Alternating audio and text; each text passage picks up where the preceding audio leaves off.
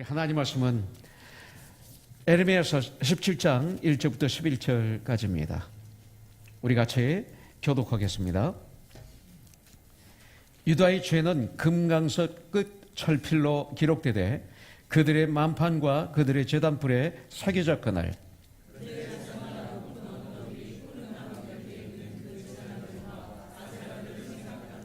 들에 있는 나의 산아 내 온 영토의 죄로 말미암아 내가 내 재산과 내 모든 보물과 산당들로 노략을 당하게 하리니 내가 내게 준 내 여기서 내 손을 뗄 것이며 또 내가 너로 하여금 너의 알지 못하는 땅에서 내 원수를 섬기게 하리니 이는 너희가 내 물을 맹렬하게 하여 영원히 하는 불을 일으켰으며 여호와께서 이와 같이 말씀하시니라. 무릇 사람을 믿으며 육신으로 그의 힘을 삼고 마음이 여호와에게서 떠난 그 사람은 저주를 받을 것이라.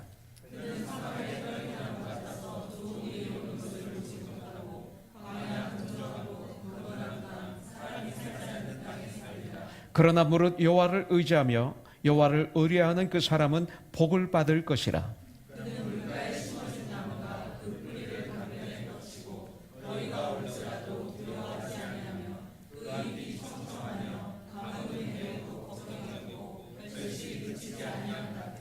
만물보다 거짓되고 심히 부패한 것은 마음이라 누가 능히 이를 알려마난. 나 여호와는 심장을 살피며 뼈를 시험하고 각각 그의 행위와 그의 행실대로 보응하는 같이 봉독하죠. 불의로 치부하는 자는 자구새가 낳지 아니한 알을 품은 같아서 그의 중년에 그것이 떠나겠고 마침내 어리석은 자가 되리라. 아멘. 어제 참 바쁘세요. 사령 예배 드리고 그리고 잠깐 운동을 하고 우리 오늘 예배를 준비하면서 또 우리 훈이 형제 손실자매 결혼 예배를 또 열심히 준비를 했어요. 왜 이렇게 줄여 쓰는 거 떨리는지 그리고 긴장이 되는지 매번 할 때마다 같은 설교인데 결혼 예배는 근데 또 읽고 또 읽고 또 보고 하면서 기도하게 되고 왜냐하면 결혼 예배를 아무리 아름답게 드려도 주님이 안 받으시면 소용없고 그죠? 그리고 우리의 삶이 축복이 되지 않으면 아무것도 아닌 걸 알기 때문에 참 바빴어요. 그래서 오후 3시에 북쪽까지 가는데 한 1시간 조금 넘게 걸리더라고요. 그래서 올라갔다 내려갔다 하다 보니까 참 바쁜 어제 하루를 지냈습니다. 근데 또 그때 우리 종욱 형제 일부 예배 드리고 지금 봉사하고 있는데 1층에서 우리 종욱 형제 동생이 되는 처제 되는 우리 정래 자매가 막 찾아왔어요. 그래서 막 준비하면서 옆에서 막 얘기하면서 반은 못 들었죠. 그러니까 막 내 미안해 나 준비해 못 들어도 이해해 하면서 막 얘기하면서 근데 그 중에 어떤 얘기를 하냐면 자기가 지금 나가는 교회에 매주마다 20명, 30명씩 몰려 들어오고 있다. 참 축복받은 교회다. 그래서 잠깐 스톱. 그래서 이런 얘기를 했어요. 그건 한번 생각해 볼 문제다. 축복이 될 수 있지만 이것은 잘못하면 준비되지 않는 상태에서 막 이렇게 들어오게 되면 이제는 그 다음부터는 숫자의 목사가 노예가 돼서 막 끌려가는 목사가 될 수 있어요. 이게 축복이 아니야. 왜냐하면 교회는 가족이거든. 교회는 어떤 단체가 아니야. 많이 모인다고 해서 교회가 아니야. 한 명 한 명이 진정한 그리스도의 몸으로 이루어져 갈 때 그게 건강한 교회야. 마귀는 때때로 이렇게 해서 그 교회가 진정한 그리스도의 몸이 되지 않도록 방해하는 경우가 있는데 이렇게 방해를 해. 그래서 눈으로 볼 땐 축복인데 실질적으로 내면적으로 들어가 보면 이것이 저주가 되는 불행이 된. 잘 들으세요. 이거는 굉장히 중요한 얘기를 하는 거예요. 비판이 아니에요. 분별이지 이것이. 마귀가 어떻게 이렇게 심하다는 거죠. 자, 죄는 뭐예요?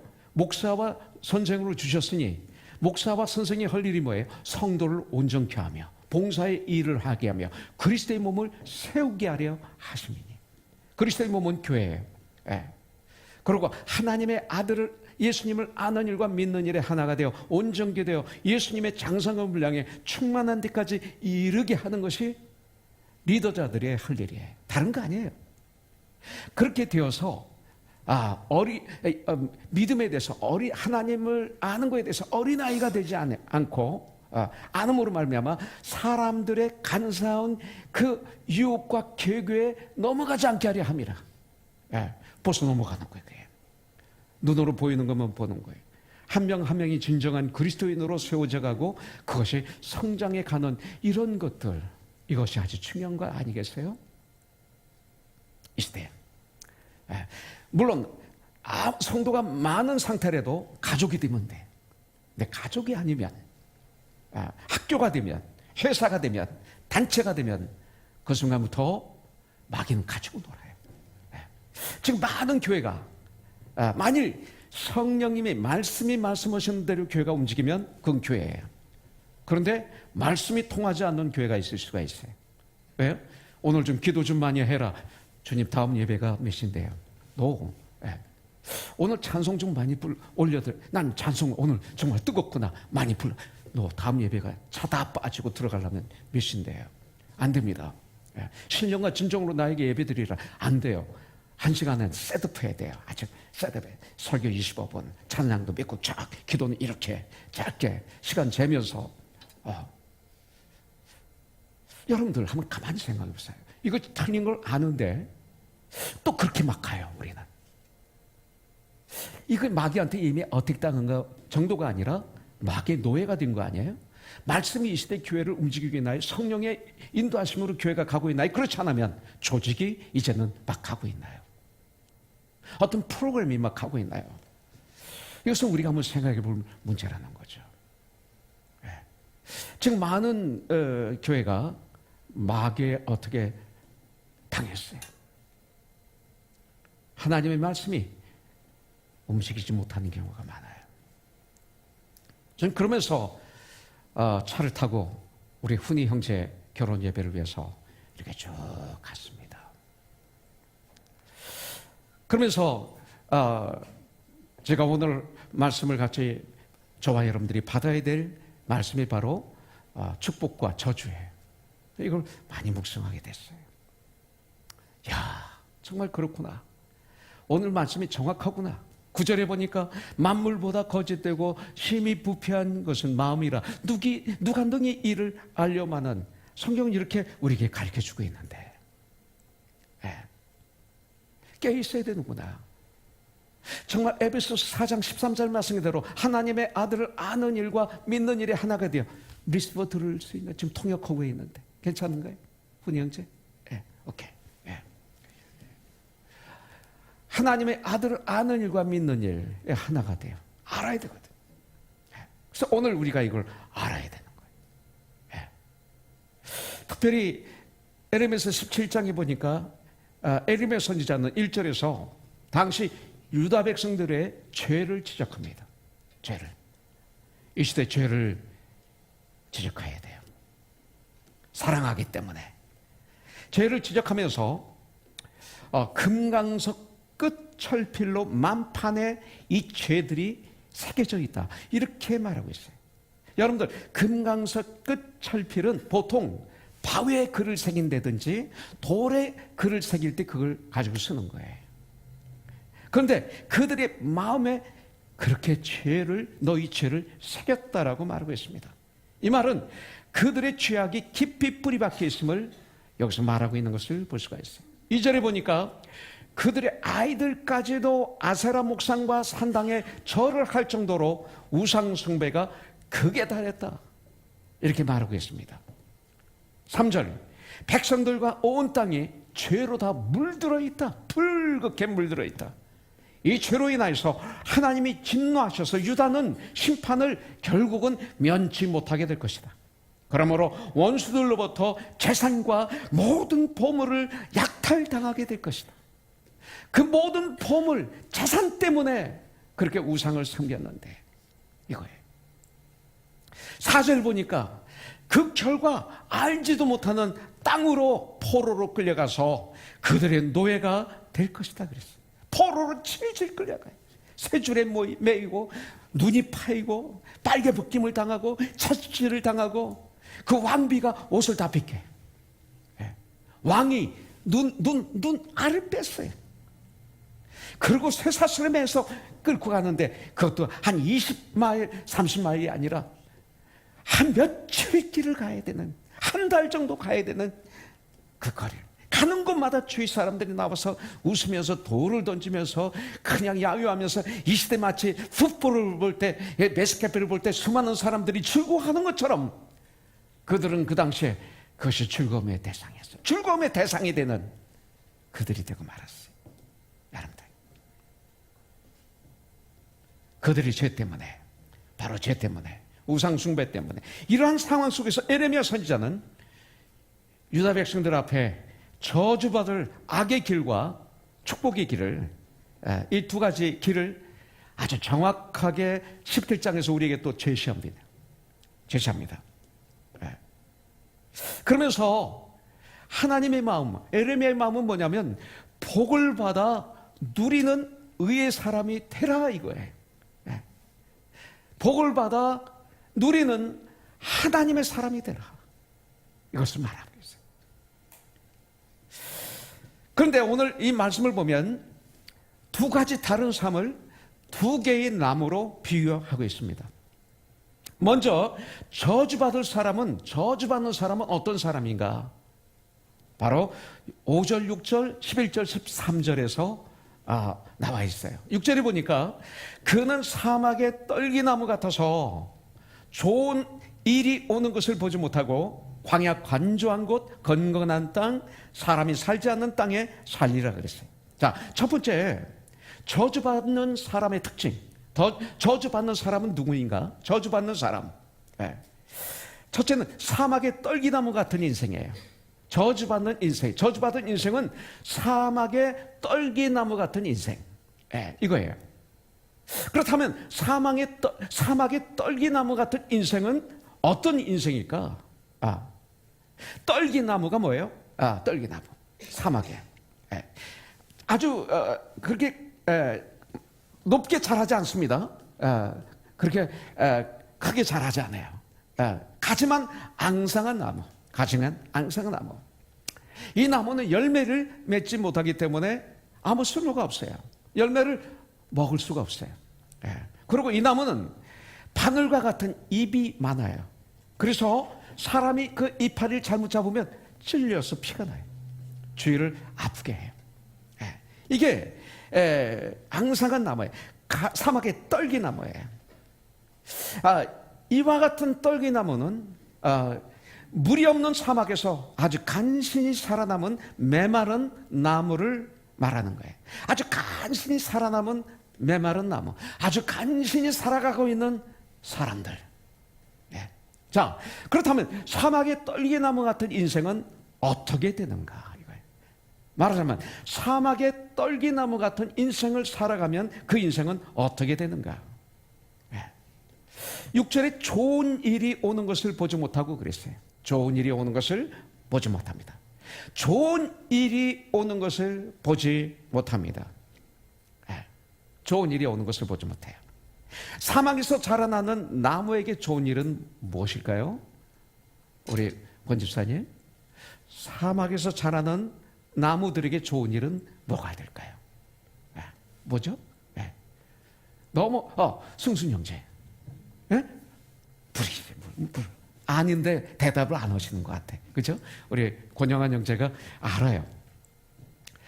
사막에 자라나는 나무에게 좋은 일은 비가 오는 거예요. 그죠? 비가 오는 거예요. 아주 단비가 오는 거예요. 나무가 잘 자라기 위해서는 적당한 수분이 절제적으로 필요한데 사막의 떨기나무는 이와 같은 물을 거의 얻지 못해요. 저주받은 사람의 운명도 너희들 꼭 이와 같다, 이렇게 말씀하는 거예요. 좋은 일이 오는 것을 보지 못해. 좋은 일이 얼마나 많은데, 근데 그들의 눈에는 좋은 일이 안 보여요. 성경은 말하고 있죠. 주 안에서 기뻐하라. 내가 다시 말하노니 기뻐하라. 대사님으로서 전서 5장 16, 17, 18절에서 항상 기뻐하고 범사에 감사하고 쉬지 말고 기도하라. 이것은 하나님이 너에게 향하신 뜻이니라. 어떻게 기뻐하고 어떻게 감사하고 어떻게 기도해요? 좋은 일이 있기 때문에 그런 거예요. 우리 예수 믿는 사람들에게는 그런 것들이 보이거든요. 그리고 느끼거든요. 그리고 삶 속에서 누릴 수 있는데 안 보이는 거예요. 세상 사람들은 그런 것들이 오히려 불평의 대상이 되는 거예요. 나는 왜 이렇지? 나는 왜 이 모양이지? 하나님만 바라보면 좋은 일들이 주위에 엄청나게 많은 것이 보이는데 하나님께서 눈을 떼서 세상을 바라보고 주위 사람들과 비교하는 순간 지옥이 돼버리는 거예요. 사막의 떨기나무가 돼버리는 거예요. 그래서 우상을 섬기는 거죠. 그것을 저주받은 사람이다. 오늘 에르메서에서 말하고 있어요. 이 사막의 떨기나무가 목말라 하는 물도 얻지 못하고 열매도 맺지 못하듯이 기쁘고 좋은 일을 보기 어렵다. 이렇게. 한 사람은 그렇게 기뻐서 즐거워하는데 한 사람은 죽어가고 있어요. 예. 그 다음 두 번째 6절에 보니까 광야 간주한 곳 건건한 땅 사람이 살지 않는 땅에 살리라. 예. 이렇게 말씀하고 있어요. 사막의 떨기나무 같은 인생은 어떤 인생이냐? 광야의 건조한 곳, 건건한 땅. 건건한 땅은 질퍽거리는 것도 아니고 아주 정말 밟으면 기분이 나쁜 그런 땅이라고 볼 수 있어요. 사람이 살지 않는 땅. 사람이 혼자 사는 게 얼마나 외로운데. 시원자매 이번에 그런 아름다운 일이 있을 때 성도들이 함께 기도하고 함께 기뻐하고 하니까 너무 행복했죠. 그리고 나에게 이런 가족이 있는 거에 대해서 감사합니다. 수요예배 때 간증했잖아요. 그죠? 어제 너무나 많이 갔죠. 꽉 찼죠, 예배. 큰아버지가 기도하고 큰아버지 목사가 기도하고 아버지 목사가 축복하고 찼죠. 네. 결혼 예배를 드리는데 앞에 두 사람만 와 있으면 어떡해요?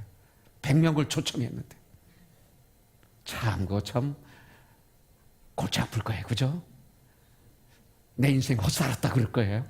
그죠? 어떻게 인바이트 했는데 이럴 수가 있지? 예? 물론 그렇게 두 사람의 증인 앞에서 예배를 드리려고 작정을 했으면 그건 괜찮지만 그랬을 거예요.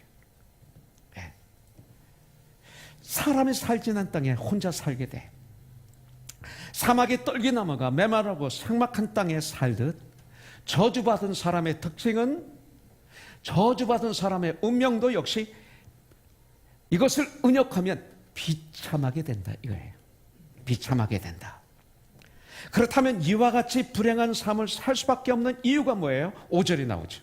이유가 여호와께서 이와 같이 말씀하시니라. 무릇 사람을 믿으며, 첫째 무릇 사람을 믿으며, 두 번째 육신으로 그의 힘을 삼고 그리고 사람을 믿고 육신으로 그의 힘을 삼으면 마음이 여호와에게서 떠나는 거예요. 마음이 여호와에게서 떠나요. 마음이 여호와에게서 떠난 사람은 저주를 받을 것이라 이렇게 말씀하고 있어요. 첫째로 사람을 믿기 때문에. 사람은 믿음의 대상이 아니에요. 믿을 자가 없어요. 오직 우리는 예수 그리스도를 믿어야 돼요. 사람은 사랑해야 돼요. 섬겨야 돼요. 주어야 돼요. 기도해 줘야 돼요. 서로들. 그러니까 순실자매하고 훈이 형제가 왜 네가 나를 이렇게 못 믿어? 하는 얘기 싸우지 마요. 그거로는. 인간이 원래 그런 존재예요. 그러나 주 안에서 믿을 수 있어요. 주 안에서. 그러니까 두 분이 승리하는 부부 생활을 하는 것도 에베소서에 아내들아 남편에게 복종하라. 어제 조성식 목사가 그 기도했지? 여기에는 훈이 몰라야 돼, 훈이. 지금 아내들아, 누가 하나님께서, 예수님께서 누구에게 지금 얘기하는 거예요? 아내들아, 순실에게 얘기하는 거예요. 나한테 얘기하는 거 아니에요. 그러면 나는 들으면 안 돼. 들으면 도청하는 거야. 그 범죄. 감옥에 가. 들으면 감옥에 가. 이거 듣는 사람은 가정이 망해. 이거 듣는 사람은 나중에 어떻게 하는 줄 알아요? 교회에서 목사가 설교하면 아내들아 하면 아내를 콕 잘 들어. 그러면 아내가 화가 나. 안 들어. 남편만 들어. 남편으로 그러면 아내를 콕 찔러. 남편. 그럼 남편이 막 앞이 캄캄해. 예. 그래서 그날 오히려 집에 가면 싸우지. 예. 아내가 들으면 안 돼야 될 말이 있어요. 남편들아, 그건 주님께서 남편하고만 얘기하는 거예요. 잊어버려야 돼. 몰라야 돼. 알아도 몰라야 돼. 아내들아, 그러면 아내만 들어야 돼. 알았죠? 그러면 사랑하면 되는 거예요. 남편들아, 아내를 사랑하기를 주님께서 우리에서 십자가에서 죽으시기까지 우리를 사랑한 것처럼 그렇게 아내를 사랑하라. 그럼 나는 내가 주님이 나와 대화한 이 말씀만 붙잡고 결혼 생활하는 거예요. 그러면서 내가 주님이 나를 이렇게 사랑하셨는데, 죽기까지 사랑하셨는데 나는 내 아내를 얼마나 사랑하고 있지? 하면 아무리 사랑해도 결과는 뭐예요? 순실, I'm sorry. 나 미안해. 나 이렇게 사랑이 안 되네, 아직. 못하네, 미안해. 그러면 이 부부가 어떻게 될까? 요새 난 고민이야. 왜 고민이냐면 우리 교회 오랜만에 온 목사님이나 나를 만난 사람들이 제 아내하고 같이 있을 때 얼굴이 이상해져. 그 다음에 자꾸 제 아내를 보고 저를 보다가 조금 있다가 이거 방송 나가는 거 이거 내보내면 안 돼. 조금 있다가 나하고 둘이 있을 때 목사님 재혼하셨어요? 그래. 재혼했느냐요 나보고. 제 아내가 너무 젊게 보이는 거야. 왜 그런지 알아요? 이대로 했더니 그렇게 되더라고요. 이대로. 왜 웃어요? 천국은 먼데 있지 않아. 천국이 너희 중에 있는 거야. 참, 이게 예화가 됐는지 모르겠습니다만. 그렇다면 여러분들 건조한 땅이에요. 건강한 땅이에요. 사람 살지 않는 땅 혼자야. 혼자. 가면 집에서 혼자야. 아내가 밥 해주지. 그러고 내려가서 아이들하고 막 놀아. 그럼 혼자 밥 먹어야 돼. 혼자야, 혼자. 그러면 너무 고독해요. 하나의 비참해요. 그렇습니다. 자, 사람을 믿으면 안 돼, 사람을. 영원하신 하늘과 땅의 모든 권세를 가지신 예수님을 의지하는 것이 아니라 죽을 수밖에 없는 나보다 강하다고 생각하는, 정말 나를 도울 수 있다고 믿는 그런 인간을 의지하고 믿으면, 하나님을 믿지 않고 믿으면 믿으면 안 된다 이거예요. 사람을 믿으면 안 된다. 그렇게 믿기 때문에 그 사람을 저주 같은 삶을 살게 된다 이거예요. 인간들이 도울 수 있죠. 그러나 계속 도울 수 있나요? 남편이라도 아픈데 병원에 계속 있을 수 있나요? 패트릭 선생이 지금 아버지가 아파서 월요일부터 금요일까지 있다가 금요일날 저녁에 비행기 타고 샌프란시스코 갔다가 또 월요일 새벽에 비행기 타고 와서 이거 반복하고 있어요. 아무리 우리가 도와도 안 돼요.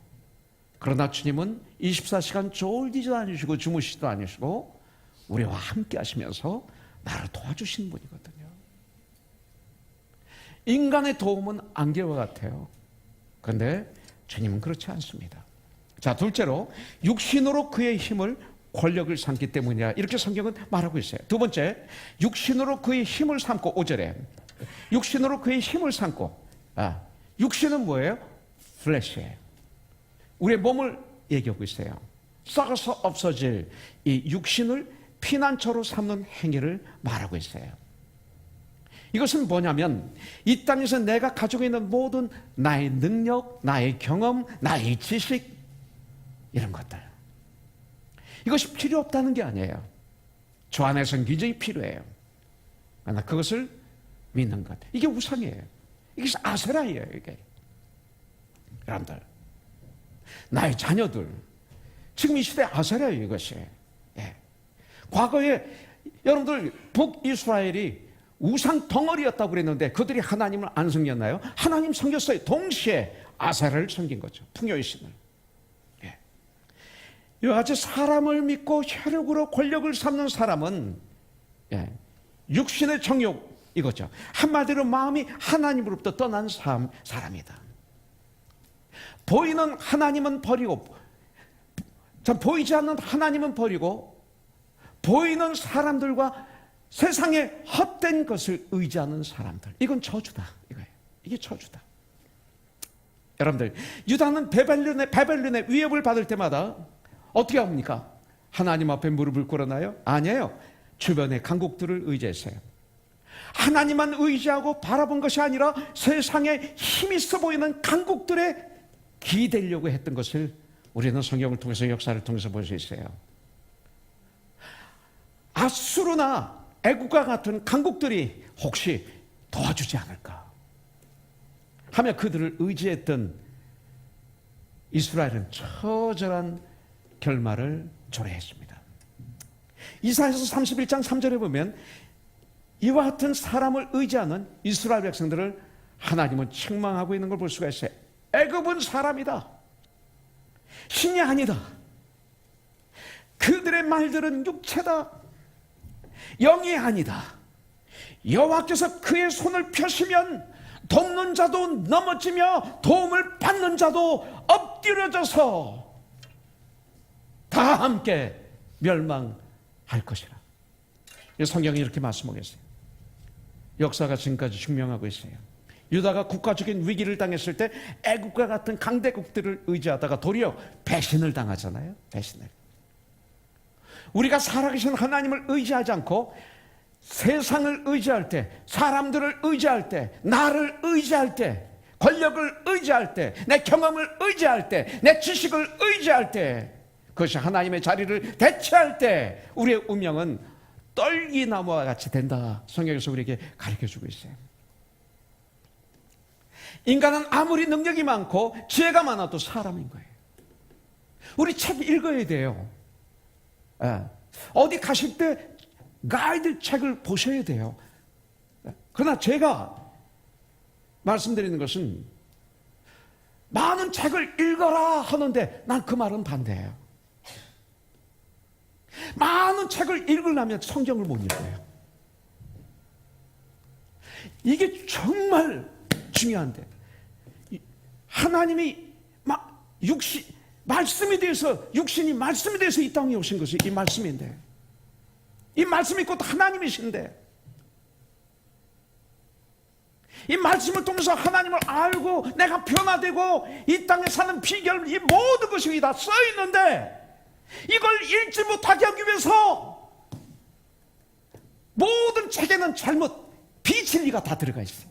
근데 이상하게 우리가 그런 책을 읽다 보면 비진리가 내 마음에 꽂혀. 그게 좋아, 그게 좋아.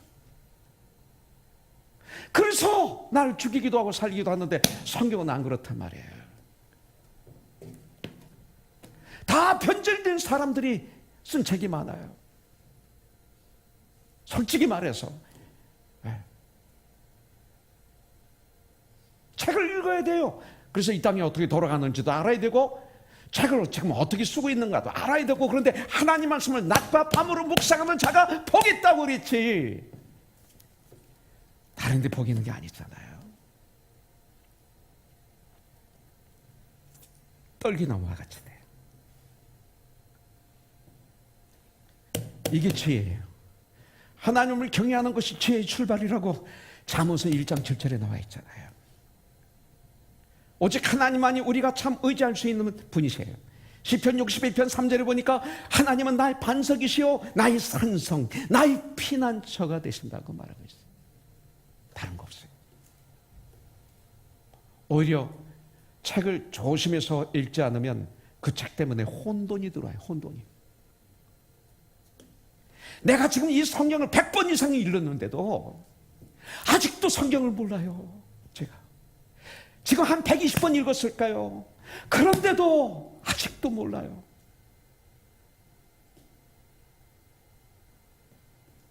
그리고 요새 성경 읽을 시간이 너무 없어요.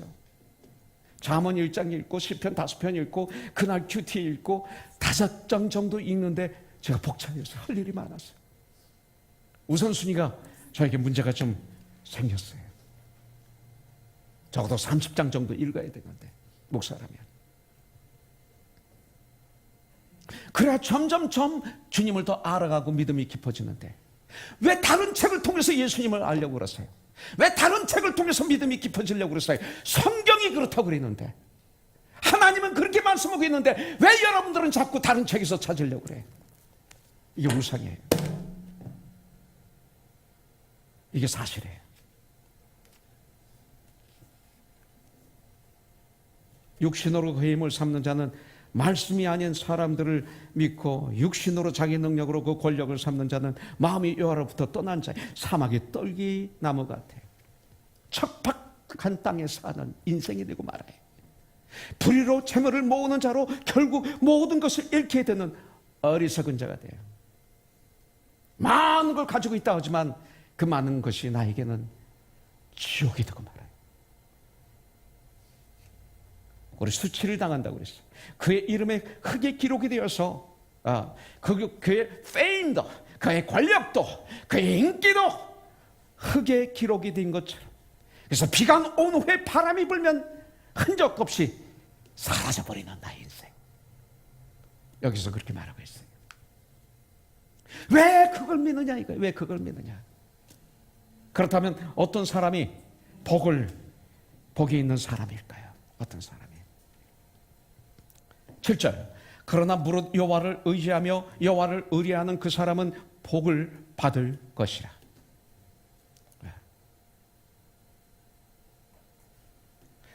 Blessed is the man who trusts in the Lord. Where trust is the Lord. Whose trust in the Lord. 여호와를 의지하며 의뢰하는 사람이 복이 있는 사람. 하나님의 품에 거하며 하나님이 없으면 살 수 없다고 하며 그렇게 살아가는 사람들, 복 있는 사람이에요. 이게 복 있는 사람이에요. 모든 일을 행할 때 하나님의 뜻을 먼저 묻고 행동하는 사람들, 이게 복 있는 사람이에요. 오늘 1부 예배 때 양현 집사가 대피 기도를 했어요. 2부 예배 끝나고 점심 식사를 한 후에 3층에서 침을 놓죠? 진단하고. 그래서 제가 물어봤어요. 당연한 걸 알고 우리 양한이 자매 왔나? 물어봤더니 우리 양현 형제 침 놓기 전에 이렇게 기도하죠. 주님, 제가 침을 놓습니다. 저는 아무 의미 없습니다. 주님이 역사하실 줄 믿습니다. 주님, 이 형제를 깨끗이 치유해 주십소서. 이렇게 기도하고 당연히 침을 놓지? 그랬더니 가만히 있는 거예요. 그동안 아는 거예요. 그래서 오늘 약속했어요. 오늘부터 그렇게 하기로 약속하지 그랬더니 끄떡끄떡했어요. 여러분들 침 맞으러 갈 때 만일 양형제가 잊어버리면 우리 같이 기도합시다. 이렇게. 그게 복 있는 사람이에요. 네, 복 있는 사람이에요. 얼마나 큰 축복인지 몰라요. 하늘과 땅의 권세를 가지신 예수님의 도움을 받는 것은 축복이에요. 또한 여호와를 의지하는 사람은 어떤 분인가요? 매 순간 나의 죄를 깨닫는 거예요. 아무나 내 죄를 깨닫는 거 아니에요. 여러분들 죄 깨닫는 게 얼마나 힘든지 아세요? 내가 진 죄를 죄인 줄 모르고 살아가는 사람들이 너무나 많아요. 내가 그렇게 잘못했는데도 잘한 줄로 알아요. 목사도 성도도. 근데 그것을 아는 것은 축복이에요. 그래서 정말 죄를 깨닫고 그리고 즉시 회개하는 삶을 사는 사람들, 이게 복 있는 사람이에요. 성경은 모든 사람이 죄 아래에 있다라고 말하고 있어요. 그래서 9절에서 만물보다 거짓되고 심히 부패한 것은 인간의 마음이라 누가 능히 이를 알려마는 그래서 아무도 모른다. 하나님 외에는. 이러한 죄를 깨닫고 십자가 아래 나와서 회개하는 분, 이분을 주님은 복이 있다고 그럽니다. 제가 텍사스에서 목회할 때는 이 성경 구절을 너무나 많이 사용했어요. 요한일서 1장 9절에 보면 만일 우리가 우리 죄를 자백하면 그는 미쁘시고 의로우사 죄를 사하시며 우리를 모든 불의에서 깨끗하게 하실 것이요 그랬어요. 네. 예수 그리스도를 나의 주인으로 나의 구원자로 모셔드린 사람들, 정말로 복 있는 사람이에요. 누구든지 내 마음의 문을 열고 그리고 예수님을 나의 주인으로 나의 구원자로 모셔드리면 영접하면 하나님의 자녀가 되는 이 권세를 주셨어요. 이것이 복 있는 사람이 된 거예요. 새로운 피조물이 된 거예요. 영접하는 자, 곧 그 이름을 믿는 자에게는 하나님의 아들이 되는 권세를 주셨으니, 요한복음 1장 12절. 누구든지 그런 중 누구든지 그리스도 안에 있으면 새로운 피조물이라, 이전 것은 지나갔으니 보라 새 것이 되었도다. 고린도 후서 5장 17절. 맞습니다. 또 누가 복 있는 사람이에요? 예수님을 의지하고 의뢰함으로 나의 모든 삶을 주님께 맡기는 사람들. 이게 복 있는 삶이에요. 복 있는. 이 복을 왜 거듭하고 있어요? 마태복음 11장 28절에 보면 수고하고 무거운 짐진 자들아 다 나에게로 오라, 내가 너희를 편히 쉬게 하리라. Come unto me. 복 있는 사람이에요. 이 음성을 듣고 주님 앞에 나오는 거예요. 여러분들, 물건을 어떤 사람에게 맡긴다는 것은 그 사람을 신뢰하는 거죠. 우리의 삶까지 맡겨야만 승리할 수 있는데 100% 신뢰하지 않고는 안 됩니다.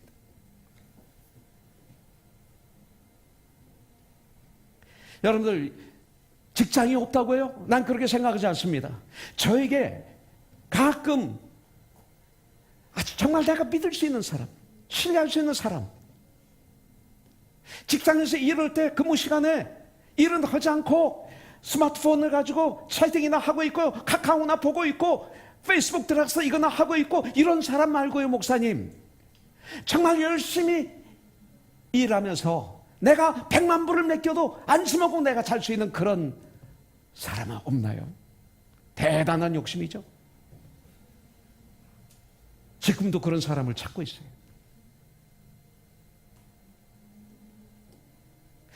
우리의 모든 삶을 우리 주 예수 그리스도께 맡기는 사람, 하나님을 신뢰하고 의뢰하고 의지하는 사람, 복 있는 사람이에요. 이것은 100% 가능합니다. 가능해요. 자, 두 번째, 복 있는 사람들은 어떤 사람들이에요? 물가에 심겨온 나무와 같은 사람이에요. 사막 위에 앙상하게 바람에 굴러다니는 떨긴 나무가 아닌 아주 싱싱한 나무 같은 사람. 이게 복 있는 사람이에요. 교회를 나가는데 그런 복 있는 사람이, 나가는 모든 사람이 다 돼야 돼. 떨기나무 같은 사람이 너무나 교회 많이 있으면 세상으로부터 손가락질 받아요. 하나님 영광 가려요. 예수님을 다시 십자가 못 받아요. 8절에 보니까 그는 물가에 심어진 나무가 그 뿌리를 강변에 뻗치고 더위가 올지라도 두려워하지 아니하며 그 입이 청청하며 가무는 해해도 걱정이 없고 결실이 그치지 아니함 같으니라. 마치 시편 1편 3절 같지 않아요? 그는 시냇가에 심은 나무가 철을 자라 열매를 맺으며 그 잎사귀가 마르지 아니함 같으니 그가 하는 모든 일이 다 형통하리로다. 물가에 심겨진 나무와 같은 인생, 권영환. 좋죠? 참 멋있죠? 네. 물가에 심은 나무는 누구를 말하는 것일까? 7절이에요. 그러나 무릇 여호와를 의지하며 여호와를 의뢰하는 그 사람은 복을 받을 것이라. 죽을 수밖에 없는 그 인간들을, 여러분들, 자기 힘을 의지하는 것이 아니라 우주 만물의 창조주이시고 그리고 인간의 생사화복을 주장하시는 하나님 한 분을 신뢰하고 의지하고 의뢰하는 사람, 복 있는 사람이죠. 물가에 심겨진 나무는 그 뿌리를 강변에 뻗치고 있기 때문에 그런 사람들은 세 가지 축복을 받게 된다고 8절에서 말하고 있어요. 첫째는 더위가 와도 두려워하지 않는다. 그는 물가에 8절 심어진 나무가 그 뿌리를 강변에 뻗치고 더위가 올지라도 두려워하지 아니하며, 뿌리가 물에 깊이 내려 있기 때문에 가뭄을 두려워하지 않는다. 가뭄은 고난이죠, 환난이죠, 재난이죠. 그렇죠? 네.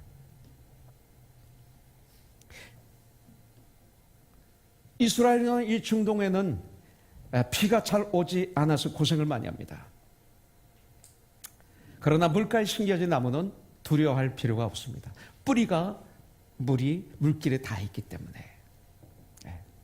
이 말은 뭐예요? 무엇을 알게 하기 위해서 이렇게 예화를 들으셨을까요? 우리들의 뿌리를 어디에 두는가에 따라서 우리들이 이 인생을 살아가는데 뜨거운 태양, 엄청난 고난, 환난, 어려움, 갑자기 닥친 질병, 사업의 어려움, 스테이터스 문제, 가정의 문제, 예수 믿는 우리에게도 다 와요. 이것을 두려워할 수도 있고 두려워하지 않을 수도 있죠. 근데 나무 뿌리는 물에가 있어야 되죠. 물을 빨아먹고 나무가 자라요. 마찬가지로 우리도 우리 존재의 근원을 우리가 만드신 창조주 하나님께 뿌리를 박아버려야 돼요. 그렇게만 한다면 어떤 인생의 위기가, 시련이, 두려움이 몰려와도 우리 예수 믿는 사람들에게 두려움이 와요. 두려워하지 말라, 내가 너와 함께함이라. 그래서 어떤 분은 그래요. 내가 이 문제가 가지고 요새 두려움이 오고 있어. 그러면 목사님이 믿음이 적으시네. 아니에요. 믿는 사람 모두에게 두려움이 와요. 두려움을 이기는 거죠. 믿음으로. 이길 수 있어요. 이길 수 있어요. 할렐루야. 이길 수 있어요. 자, 두 번째 8절에 보면 그 입이 청청하며 그랬어요. 청청하며.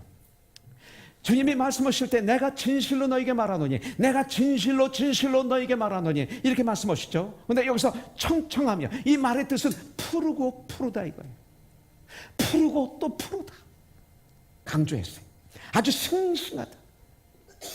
앙상하고 메마른 떨기나무와 대조가 되죠. 뿌리를 강변에 내린 나무는 봄, 여름, 가을, 겨울 청청합니다. 교회 안에 두 부류의 사람이 있어요. 청청한 사람. 그 안에 생명이 있기 때문입니다. 그 안에 기쁨이 있기 때문입니다. 여러분, 오늘 저와 여러분들이 그리스도인으로서 푸른 삶, 청청한 삶, 바로 그런 삶을 살기 원한다면, 정말 우리 그리스도인으로서 이 한 주간 힘차게 살기를 원한다면, 생력 있는 그런 삶을 살기를 원한다면, 오늘 이 시간 나의 삶의 모든 뿌리를 생명의 근원이 되시는 예수님께 내려야 됩니다. 그렇게 한다면 분명 예수님이 주시는 생명이 우리들 속에 들어가 싱싱하게 되리라고 분명히 믿습니다. 네. 만일 우리가 메마르고 앙상한 가지처럼 그런 모습으로 살아간다면, 내가 지금 뿌리를 어디다 내리고 있는지 이 시간 여러분들 거룩한 고민을 하셔야 돼요. 고민은 좋은 거예요. 거룩한 고민은. 혹시 강변이 아닌 돌짝밭에 내가 뿌리를 내리고 있지 않습니까? 그럼 그렇게 되는 거예요. 하나님이 아닌 사람들과 산당을 내 육신을 의존하고 내 육신을 의존하고 있지는 않습니까? 하나님이 아닌 내 감정, 내 능력을 의지한다면 얼마나 힘든지 여러분들 아시죠? 나를 의지한다면 여러분들 얼마나 힘든지 아시죠? 여러분들 전쟁이 있어요. 내가 나와 싸우는 전쟁이 제일 힘들어요. 근데 마귀한테 속아서 우리들은 나도 모르게 깨있지 않으면 내가 나를 너무나 믿어요. 내가 나를 믿는다는 건 내가 하나님이라는 거예요. 내가 주인이라는 거예요. 그 순간 우리는 지옥에 떨어질 거예요. 저주에 이거를. 내 감정을 믿는다는 거예요. 내 감정이 어떻습니까? 이랬다 저랬다 하지 않습니까? 웃었다 울었다가, 이렇게 말했다 저렇게 말했다가, 그게 우리의 감정이 아닙니까? 내 감정이 노예가 되어서 말하고 행동하고 별짓 다 하게 될 것입니다. 화냈다가 웃었다가 아부했다가 무시했다가 살인했다가 마음에 살인했다가 내 감정을 못 이겨서 또 여러 가지 일도 할 거예요. 나의 뿌리를 나의 주 예수님께 내릴 때, 말씀이 깊이 내릴 때, 나의 생각은, 나의 정신은, 나의 삶은 청청하게 될 줄 믿습니다. 자, 세 번째 8절에 보면 가문은 해에도 걱정이 없고 결실이 그치지 아니함 같으니라 그랬어요. 가문은 해에도 흉년이 와도 걱정이 없다. 풍성한 열매가 그치지 않을 것이다. 결실이 그치지 않을 것이다. 여러분들, 가문은 해에는 열매를 맺지 못합니다. 오래전에 이 캘리포니아 가뭄이 왔을 때 샌프란시스코를 이렇게 가다 보니까 양옆에 있는 그 많은 과수목들이 나 좀 살려달라고 아우성을 치고 있는 모습입니다. 나 좀 살려주세요. 이런 포스터를 거기다가 해놨더라고요. 나 좀 살려주세요. 그 주인이 그렇게 써놨더라고요. 거기다가. 나무들이 이렇게 외치고 있습니다. 그러나 뿌리를 강변에 내린 나무는 걱정할 필요가 없어요. 영양분을 공급해주는 수원, 물주기에 뿌리를 내리고 있기 때문에 그래요. 그 고통 중에도, 그 환난 중에도, 그 가뭄 중에도, 이소래, 그 가뭄 중에도, 그 어려움 중에도 풍성한 열매가 그치지 않게 되는 거예요. 오히려 그 가뭄, 그 고통을 통해서 다윗처럼 고백할 수가 있죠. 고난이 나에게 환난이 유익이었다, 축복이었다. 이 고난 통해서 나는 주님의 뜻을, 주님의 방법을, 주님의 일을 알게 되었다. 이 고난을 통해서 나는 정같이 다듬어졌다. 이 고난을 통해서 내 믿음이 성장했다. 이 고난을 통해서 내 눈이 열렸다. 이 고난을 통해서 참 친구가 누구인지 알 수 있다. 저 용남을 만났어요. 용남이 형을. 가장 힘들 때 하루 종일 우리는 주님의 말씀만 얘기하다가 끝났어요. 근데 이 목사, 내가 이 어려움을 통해서 내가 참 축복을 많이 받았어. 진짜 친구가 내 누군지 알았어. 진짜 나를 위하는 사람이 누군지 알았어. 막 아주 시리어스하게 그렇게 일하더라고요. 고난을 당하니까 진짜 친구를 알게 된 거예요. 그래서 제가 그랬어요. 가장 진짜 친구는 예수님이지. 그 예수님에게 우리 같이 기도한다. 내 기도해, 영남이 형에게 기도해 주고 싶은데 한번 할 수 있어요? 해줘. 나 기도해 줘. 아멘, 아멘, 아멘, 아멘. 제 방에 그림을 하나 있어요. 조영남 씨가 그려준 그림. 화토 이런 것만 그렸는데 제가 갔을 때 언덕 위에 교회가 있는 그림이 하나 있어요. 조그만 거. 오, 이제 교회를 그리는구나. 그랬더니 이 목사가 나한테 온다고 그래서 이 목사에게 선물을 주려고 이틀 동안 그림을 그렸대요. 이 언덕 위에 있는 조그만 이 교회는 자기가 어렸을 때 우리 엄마 아빠가 다니던 교회. 자기가 다니던 교회를. 삽교에 있는. 큰 그림을 못 줘서 미안하대. 큰 그림 주면 못 가져갈까 봐 작은 그림을 준 거예요. 가장 어려울 때 찾아갔더니 위로가 되었고 위로뿐만 아니라 그림까지 받았어요. 여러분들 축복이에요. 오늘 우리들의 삶 가운데 참 열매를 맺길 원합니까? 뿌리를 알면 뭐예요? 행동으로 온 것이다. 뿌리를 하나님의 말씀에 깊이 내려요.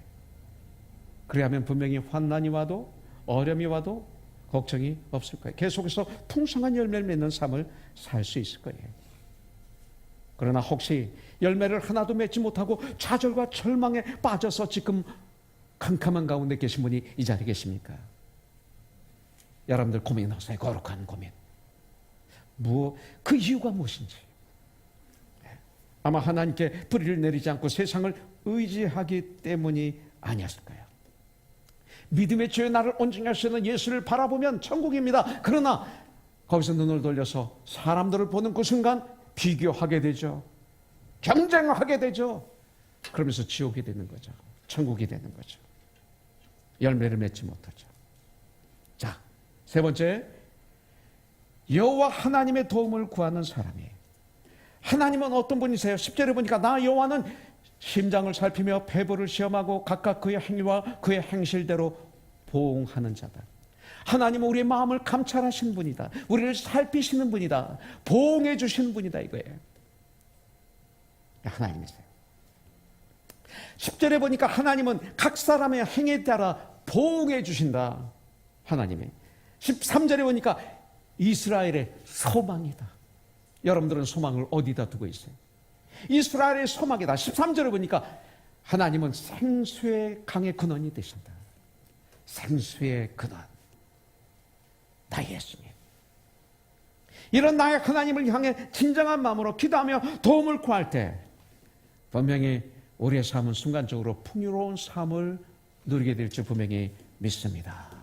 풍요한 삶, 풍요한 삶. 그런 삶이 되어야 돼요. 악인의 마음 어떻습니까?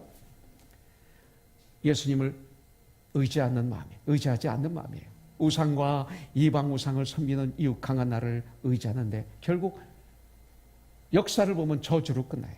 이들은 하나님으로부터 멀리 떠난 자로서 마치 사막의 떨기나무처럼 시들게 되고 열매를 맺지 못하게 되는 것을 우리는 역사를 통해서 알 수 있어요. 그러나 의인의 마음은 오직 그 중심이 우리의 모든 것의 주인 되시는 나의 주 예수 그리스도만을 의뢰하고 의지함으로 그 어디나 하늘나라 풍요로움을 누리게 될 것입니다. 마치 이들은 물가에 심은 나무처럼 어떠한 일을 닥치더라도 두려워하지 않고 오히려 풍성한 열매를 맺으며 살게 되는 것입니다. 믿음으로 의롭다함을 입은 우리 그리스도인들 성도들은 날마다 나의 삶의 현장에서 매 순간마다 우리 주 예수 그리스도를 의지하고 그러고 기도하며 그래서 주님으로부터 능력을 받으며 승리의 삶을 살아가는 저와 여러분들이 되길 주님의 이름으로 축복합니다. 복 있는 사람은 이런 고백을 합니다. 전 정말 하나님이 없으면 살 수 없습니다. 나는 이렇게 부족한 점이 많습니다. 그래서 저는 우리 주님의 도움이 필요합니다. 복 있는 사람의 특징이에요. 이런 고백을 하며 사는 사람이 정말 복 있는 사람이에요. 이런 삶을 우리가 살도록 하자고요. 어떤 분은 하나님과 관계를 가지면서도 동시에 철저한 계산적인 사람, 손해를 절대 안 보려고 하는 사람, 이런 사람들이 교회에 많이 있더라고요.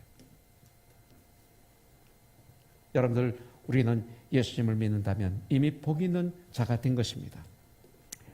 복 있는 사람은 돈이 많고 권력이 많고 관계가 없습니다. 복 있는 사람은 하나님의 매 순간 나는 필요한 사람입니다. 이게 복 있는 사람입니다. People need the Jesus Christ. 그래서 하나님이 함께 하시는 사람, God with us. 참복은 뭡니까? 말씀 안에 푹 잠기는 그런 삶. 그래서 말이, 생각이, 보는 게, 듣는 게, 손이, 발이 다르죠. 그런 사람이에요. 이 세상 어느 교회보다 예수님을 의리하는 코너스톤. 이 세상 누구보다 예수님을 의지하고 의리하는데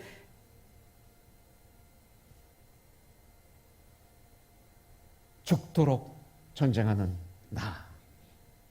그래서 하나님께서 감동하시는, 그래서 축복하시는 큰 믿음의 성도들, 이 자리에 계신 여러분들 되기를 주님의 이름으로 축복합니다. 박강길 집사가 우리 교회 앞에 정원을 이렇게 아름답게 만들기 시작했어요. 전 정원을 좀 아름답게 하려고 가서 물을 줬더니 하나도 들어가지 않아요. 다 얼마나 딱딱한지. 삽으로 함을 팔려고 그랬다가 몸살 걸렸어요. 한 10번 노력하다가 포기했습니다. 그걸 박광기 집사가 한 거예요. 지금은 만기 형제, 권효은 형제. 그래서 저렇게 아름다운 거예요. 제 아들이 몇 주 전에 그래. 아빠, 우리 권옥순 교회 정원 참 좋다. 앞을 보니까 풍성하다. 저절로 된 거 아니에요. 여러분들, 우리의 마음이 정원 같아요. 계속 땅을 골아줬고 물을 주었고 잡초를 뽑아줬고 거름을 줬기 때문에 저렇게 됐어요. 우리가 말씀으로 기도로 물을 주는 거예요. 그리고 걸음을 주는 거예요. 날마다 내 마음에서 내 삶에서 잡초를 뽑아내는 거예요. 회개를 통해서. 그리고 주님의 일을 감당하는 거예요. 그렇게 해서 주님의 일을 감당하는 것을 one soul to one soul이라고 해요. 여러분들, 그러면 분명 물가에 심겨온 나무처럼 복이 있는 사람의 삶을 살게 될 것입니다. 악인의 길을 쫓지 않을 것입니다. 죄인의 길에 서지 않을 것입니다. 교만한 자의 자리에 앉지 않는 복 있는 사람이 될 것입니다. 요한복음 7장 37절에 보면 38절에 보면 명절 끝날 곧 큰 날에 예수께서 서서 외쳐 이르시되 누구든지 목마르거든 내게로 와서 마시라. 그래서 우리는 오늘 이곳에 온 거예요. 나를 믿는 자는 성경의 이름과 같이 그 배에서 생수의 강이 흘러나오리라. 이것을 제가 좀 과장되게 얘기하면 생수의 강이 폭발하리라. 주님이 약속하셨어요. 이번 한 주일 동안 그런 삶을 사시길 주님의 이름으로 축복합니다. 내 영혼이 은총 입어 중한 죄짐 벗고 보니 슬픔 많은 이 세상도 천국으로 화하도다. 할렐루야 찬양하세.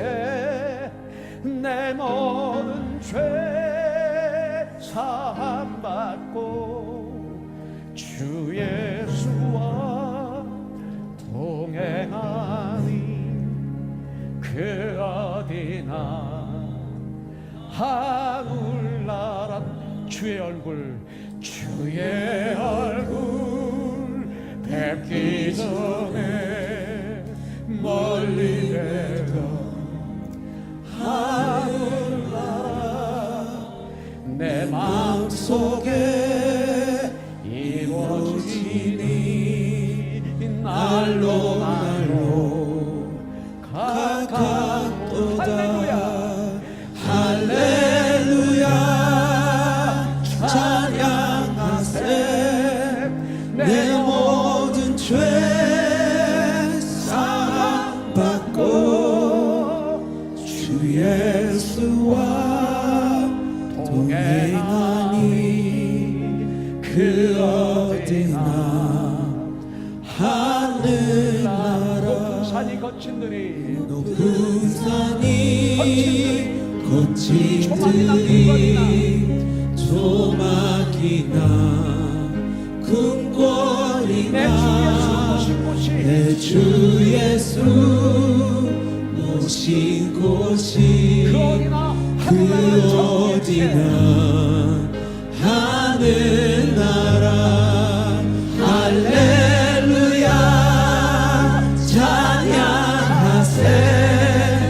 내 모든 죄 사함받고 주 예수와 동행하니 그 어디나